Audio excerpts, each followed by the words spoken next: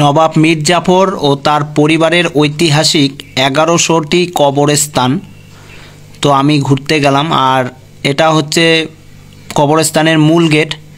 এই মূল গেট দিয়ে যেতে হবে আপনাদেরকে। তো এটা হচ্ছে জাফরগঞ্জ কবরস্থান, মুর্শিদাবাদে অবস্থিত, এবং এটি মীর জাফর কর্তৃক নির্মিত হয়েছিল। 3.51 একর জমির ওপর বিশাল কবরস্থান।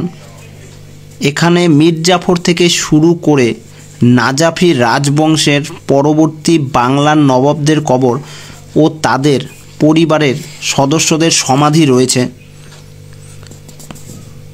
এই কবরস্থানে ছোট বড় মিলিয়ে প্রায় 1100টি কবর রয়েছে, যেগুলি প্রায় 200-250 বছর পুরনো হয়ে গেছে বর্তমানে।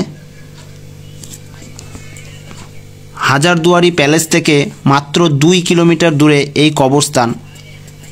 এরই পাশে রয়েছে মুর্শিদকুলি খাঁ এর একমাত্র কন্যা আজিমুন্নিসা বেগম এর সমাধি। তবে বর্তমান এই যে কবরস্থান যেটা আপনারা দেখতে পাচ্ছেন, এই জায়গায় কিন্তু মীর জাফর পুত্র মিরনের কিন্তু সমাধি এখানে নেই। তো বর্তমানে ভারতীয় প্রত্নতাত্ত্বিক জরিপ বিভাগ দ্বারা এই কবরস্থানটি নিয়ন্ত্রিত এবং রক্ষণাবেক্ষণ করা হয়। 4 জন শ্রমিক এখানে কাজ করছে।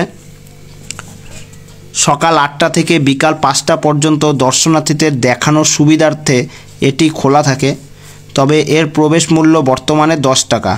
আপনারা চাইলে এখানে গাইডও নিতে পারেন এবং তারা আপনাকে ঘুরিয়ে দেখাবে এবং বিশিষ্ট ব্যক্তিদের কবরগুলি আপনাদেরকে দেখিয়ে দেবে। আমি এখন আছি মীর জাফরকে যেখানে কবর দেওয়া হয়েছে এবং তার পরিবারের সমস্ত আত্মীয়দেরকে কবর দেওয়া হয়েছে সেই স্থানটিতে। তো দেখুন পিছনে প্রচুর কবর রয়েছে। এখন দুপুরবেলা, এখানে কিন্তু আমি একাই আছি, আর কিন্তু কেউ নেই এই সময়টা। শুধুমাত্র ওই দিকটাতে একটা স্টাফ রয়েছে।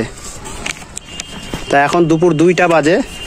তা যাই হোক, একটু দেখার ইচ্ছা ছিল, যার জন্য এখানে আসলাম। তো প্রচুর কবর, ওই দিকগুলোতেও প্রচুর কবর। এগুলো সব কবর, ছোট বড় সব কবর। মুর্শিদাবাদ শহরটি দর্শন করার জন্য আপনারা এখানে ঘোড়ার গাড়ি এবং টোটো এই সমস্ত পেয়ে যাবেন।